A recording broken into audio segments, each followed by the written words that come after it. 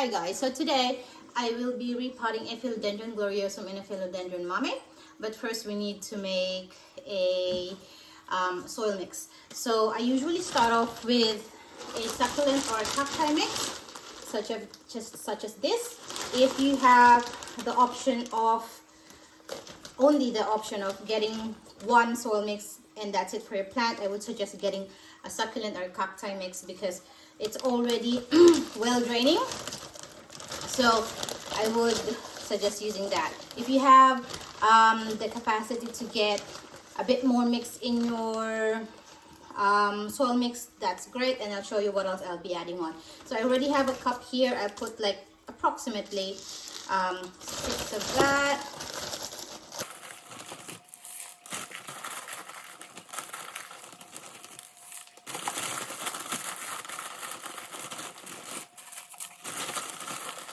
And usually soil mixes already have some sort of extended release fertilizer in them, and this one has it. It has a 6-month slow release fertilizer granules. So approximately 6 of that I've put in there. Now the next one, if you would be perlite. Now perlite usually helps with making your soil mix a lot airier. So this is how it looks like. Now they suggest rinsing this before you actually use it because some of them can have those fine particles. And also I would suggest if you're using a lot of this to wear a mask, because some of those, and you can see that goes up in the air and can just irritate your nose. So that's the perlite right there. Next one, we're going to use peat moss. So peat moss is actually an organic material that it helps with temperature extremes and moisture loss. Now there are some people who would make their soil mix as soilless soil mix, which doesn't have soil, and what they do is just use peat moss and perlite, vermiculite, and some charcoal, and that's it. And also some cocoa coir, and also some orchid bark or wood bark. So that's what usually goes into a soilless soil mix. Next I'm gonna be putting in would be some charcoal. Now what charcoal does is, again, it helps with the drainage, but it also helps with bacteria. But I'm only going to put a little bit of it. We just half of this. So that perlite is making me cough already. Sorry, excuse me. We forgot the peat moss, so just 1 peat moss. And I don't even use regular cups. I just use like 2 nursery cups inside each other just to block off the holes.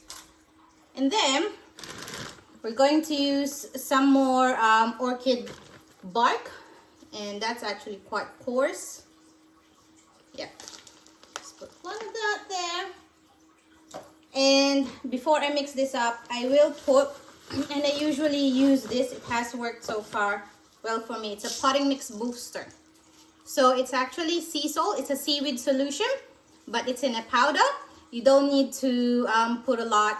Usually in people who would use, there are people who would just use peat moss, peat moss for their plants.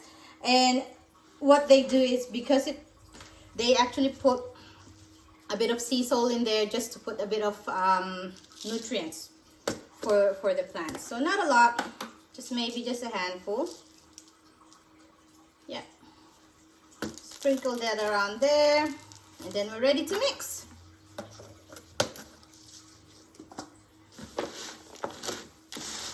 And I'll show you how it looks like once it's finished.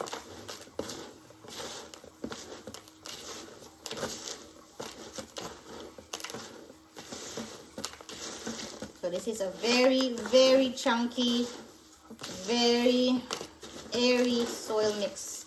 And I'm sure My philodendrons will love it.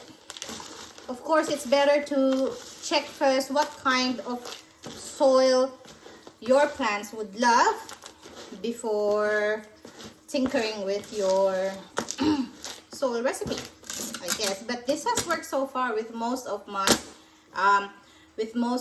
plants. Again, if you can only afford the soil mix, better go for the succulent or cacti one. If you can afford two, go for a soil mix and perlite.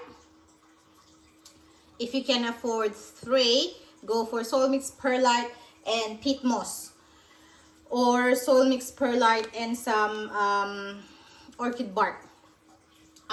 So my must-haves would be the cacti soil mix, perlite, and peat moss. I've only just recently added the orchid bark because it's gonna be winter here, so that's gonna help with better drainage, and also the charcoal because I have some orchids that I'm taking care of now, and again it helps with drainage.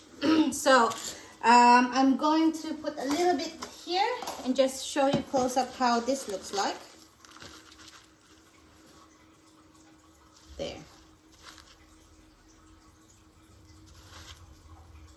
Yeah, but this is really good for those who overwater their plants. And I think that's it.